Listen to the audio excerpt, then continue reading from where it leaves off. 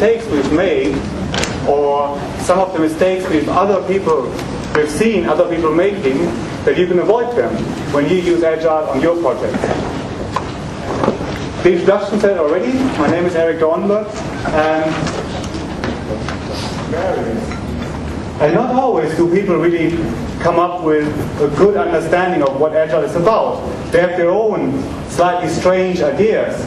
But the problem is, if you start believing these strange ideas, chances are that they will actually happen. For example, if you believe, and you've read somewhere, that Agile is really only good for small projects, I don't believe that for a minute. We've done Agile on really large projects. We've done Agile on projects with 80 developers. So it can be done. But nonetheless, there are some people in the industry who think that Agile is really only for small projects. I don't know why they think that.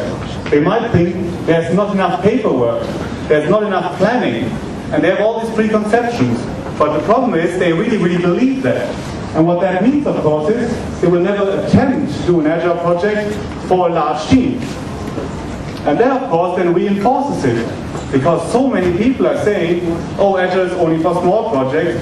They do it on small projects only, they talk about it, and hence there's a big perception that everybody who's doing Agile is doing it on small projects. But it's a myth. It's actually not true. You can do, as I said before, really large projects. Another interesting idea is that I've heard many times as well is pairing costs twice as much.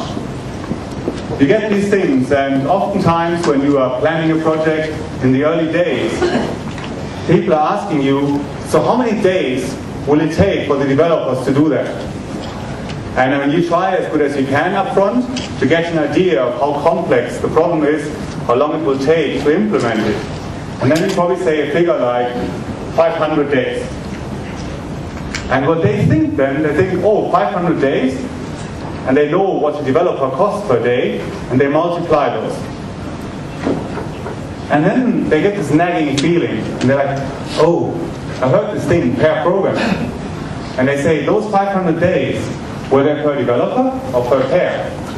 And then you honestly say, because you believe that pair programming really works, no, these are pair days.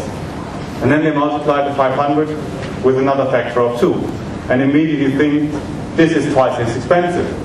Because they have this perception that whatever an estimate is in days, that is estimated in developer days. I don't really want to spend too much time on explaining why pair programming is really good. But there's a couple of reasons. One, for example, being that there's going to be much more reuse in your system. The system is going to be more coherent across all the different areas because people work in different parts of the system. And they can share their experience and they can talk to each other. So you don't end up in a situation where somebody's recreating a piece of software that has been written somewhere else in your system. You also have people bounce off ideas. They discuss the problem they have. And oftentimes they arrive at better solutions. Solutions that are more maintainable. Or another important thing that you see with pair programming is that people, when they look at a problem and they're good software developers, they're often not satisfied. And they think, I can do that better, or I can improve that a little bit here, or I can add this little feature. That's something we often call gold plating. You just put a layer of gold on top of it to make it look more beautiful. And while that's very satisfying for the developer, it's often not what is needed for a project. So with pair programming, you kind of reduce that tendency. Because you have two people sitting there, and when they are done with the story, or when they are done with a piece of functionality, they will probably agree that they are done, rather than going down and say, I can improve this a little bit, I can change it over here, and so on. So there are many, many reasons why people in a pair are more effective. And they're not twice as slow.